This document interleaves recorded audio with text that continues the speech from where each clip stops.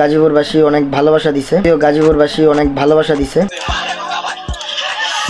মারাত্মক হামলা চালিয়েছে আরএস ফাহিম এবং তার সাথে থাকা একটি মেয়ের উপরে। রিসেন্টলি গাজীপুরে গিয়েছে আরএস ফাহিম সহকারে আরো বেশ কয়েকজন এবং সেখানে ছিল আরেকটি মেয়ে। গাজীপুরবাসী কি পরিমাণে ভালোবাসা দেখিয়েছে সেটা একটু নমুনাটা আমরা দেখে আসি।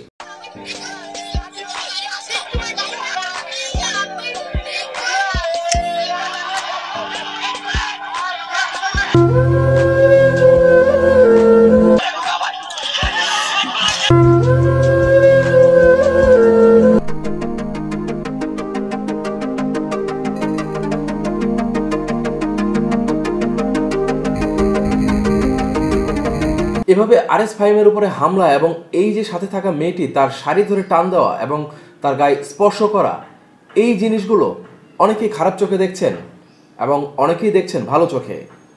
আসলে মূলত এখানে ঘটনাটি হয়েছে গাজীপুরে রিসেন্টলি গিয়েছিল RS Fahim Chowdhury meet up করার জন্য।